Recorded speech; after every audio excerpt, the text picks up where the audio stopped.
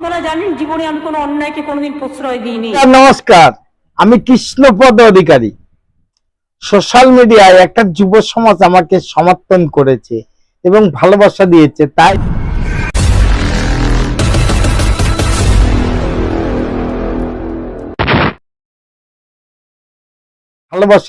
তাই আমার প্রতিবাদী ভিডিও দেখে তারা আমাকে ভাবা দিয়েছে, আশীর্বাদ করেছে।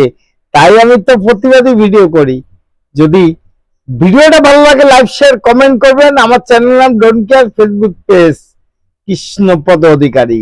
আজকে মনে আছে, ভাবো কিছু সত্যি কথা কব।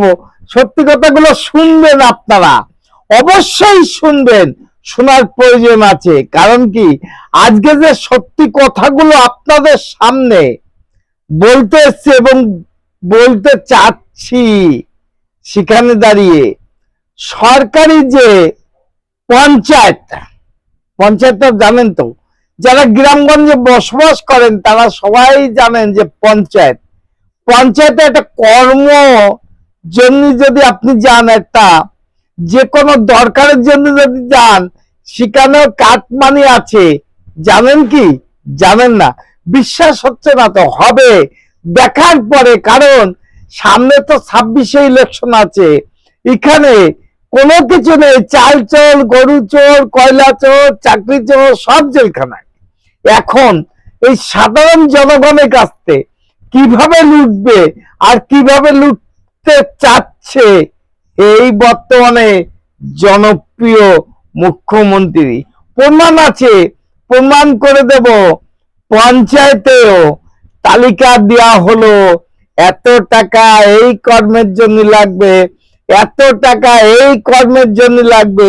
সেখানে এই বাংলায় অনেক জায়গায় দেখে নিয়েছেন আপনারা যে আধার কার্ড করতে এত টাকা, রেশন কার্ড করতে এত টাকা।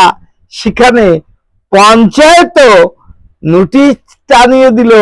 কিভাবে আছে তো দেখে নিয়েছেন, আমার থার্মেলটা দেখে নিয়েছেন। এটাই বাস্তব সত্য যে পঞ্চায়েত থেকেও টাকা তুলছে। সেই 25-75 সেই গল্পটা মনে পড়ে গেল। কারণ আমরাও জানি যে 25-75 সে ভাগ বাটারে নিয়ে অনেক কিছু হয়ে চললো। চলেন ভিডিওটা দেখি যে পঞ্চায়েতে কি নির্দেশ দিল, কত রেট করলো। দেখবো না একবার? দেখাতে পারছো না? আপনার আমার জেগে উঠেছে। চলুন শুরু করি ভিডিওটা।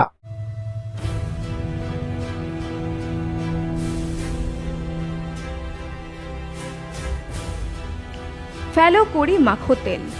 সরকারি দপ্তরে এমন পোস্টার রীতিমতো জলজল করছে। জন্মের নথি পেতে 300 টাকা, ওয়ারিসান সার্টিফিকেট পেতে 150 টাকা, এনওসি প্রতি 200 টাকা এবং জমি সংক্রান্ত নথি পেতে দিতে হচ্ছে 500 টাকা করে।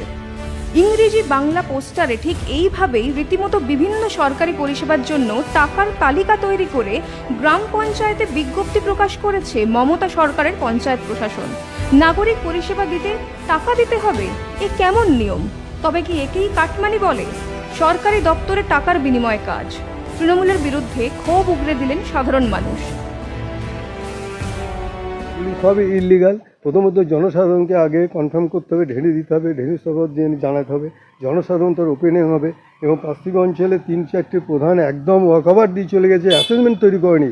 আমরা যে এখানকার নাগরিক তা আমরা এখনও পর্যন্ত জানতে পারলাম না। আমাদের বাইরে থেকে যারা এসে চলে আসছে তারা নাগরিকত্ব নিয়ে নিচ্ছে, তারা জন্ম সার্টিফিকেট নিয়ে নিচ্ছে, তারা ডেথ সার্টিফিকেট নিয়ে নিচ্ছে এবং এ একদম সম্পূর্ণ ইলিগালভাবে চালানো হয়েছে। এখনও পর্যন্ত বর্তমানে পঞ্চায়েত স্থিতিশীলতা নাই।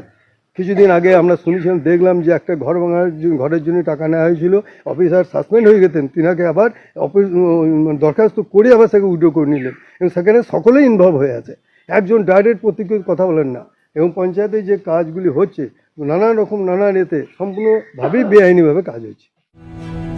মুর্শিদাবাদ জেলার বড়োয়া ব্লকের 5 গ্রাম পঞ্চায়েতের এই ঘটনায় ব্যাপক চাঞ্চল্য তৈরি হয়েছে। এই যে বিজ্ঞপ্তি দেখছেন তা মূলত পঞ্চায়েত এলাকার সমস্ত বাসিন্দাদের উদ্দেশ্যে পঞ্চায়েত অফিসেই দেওয়া হয়েছে। স্থানীয় কংগ্রেসের দাবি, সম্পূর্ণ অবৈধভাবে এই বিজ্ঞপ্তি প্রকাশ করেছে 5 গ্রাম পঞ্চায়েতের তৃণমূল প্রধান কেশবচন্দ্র সাহা। কোনো জায়গাতেই সরকারের এমন বিজ্ঞপ্তির নিয়ম নেই। এইভাবে সরকারি কাজের বিনিময়ে টাকা নেওয়া বেআইনি, বললেন স্থানীয় কংগ্রেস নেতা আজাদ মল্লিক। সমস্ত কোনো পঞ্চায়েতের এই কোনো আইনে নেই যে কোনো জন্ম সার্টিফিকেট নেওয়ার জন্য, কিন্তু বাস্তবিক প্রধান তার যোগ সাদৃশ্যে এবং তৃণমূলের যাদের নেতাদের যোগ সাদৃশ্যে এই বাস্তবিক প্রধান আত্মসাৎ করছে টাকা, তার বিরুদ্ধে আমাদের আন্দোলন। পাল্টা পঞ্চায়েত প্রধান কেশবচন্দ্র সাহার দাবি, পঞ্চায়েতের মধ্যে রেজলিউশন এবং সকলের মতামত নিয়ে উন্নয়নের লক্ষ্যে এই সিদ্ধান্ত নেওয়া হয়েছে। আমরা সবসময় জনগণের পাশে রয়েছি, যদি আইন না থাকে তাহলে ভাবনা চিন্তা করব, বললেন পঞ্চায়েত প্রধান কেশবচন্দ্র সাহা। এখানে যেটা হয়েছে, গত 8 তারিখ আমাদের পাঁচতবি গ্রাম পঞ্চায়েতের ফুলবাড়ির সাধারণ সভার একটা মিটিং ছিল। সেই মিটিংয়ে প্রস্তাব ওঠার পরিপ্রেক্ষিতে এই নোটিশটা করা হয়েছে এবং সেই নোটিশ প্রস্তাবিতভাবে সর্বসম্মতক্রমে পাস হয়েছে এবং সেটা পঞ্চায়েতে কি আইন বা রুলস আছে সেটা আমরা জানবো, জানার পরে এটাকে যদি বাতিল করা যায় আমরা চিন্তা ভাবনা করবো। তকমারা লাগিয়ে দেন, আমার কোনো আপত্তি নেই, কিন্তু এই প্রধান পঞ্চায়েতের নিয়ম জানে না, সেটা প্রমাণ হয়ে গেল। কারণ ধরিয়ে নিয়ে একজনকে পঞ্চায়েতে বসে সাধারণ জনগণের কাছে তুলা, এটা তো বাংলার মানুষ মেনে নেবে না, এবং সংবিধানে কোনো নিয়ম নেই। এটা আপনি কি ভুলে গেছেন? তাহলে আপনি যখন প্রধান হয়েছিলেন, আপনার কি মনে পড়ে না যে সাধারণ জনগণের পাশে থাকতে হবে? সেখানে দাঁড়িয়ে আপনি যে বক্তব্যগুলো দিলেন সেটা নিন্দা জানানোর কোনো ভাষা নেই। কারণ আপনার প্রধান না হয়ে আপনি 100 দিনের কাজ করেন, সেটাই ভালো। প্রধান হয়ে আপনি জানেন না পঞ্চায়েতের নিয়ম কানুন কি আছে এবং সাধারণ জনগণের কাছ থেকে এইভাবে তোলা যায় কিনা প্রশ্নতে রেখে যাব। কণ্ঠ আছে যতদিন, প্রতিবাদ ততদিন। সাদাকে সাদা বলি, মিথ্যাকে মিথ্যা, সত্যকে সত্য শিখিয়েছে আমার গুরুজন ব্যক্তি। প্রতিবাদী ভিডিও করি, তাই আপনারা এত সমর্থন আমাকে দিয়েছেন, কণ্ঠ রোধ করতে পারবেন। Madam, when sorry.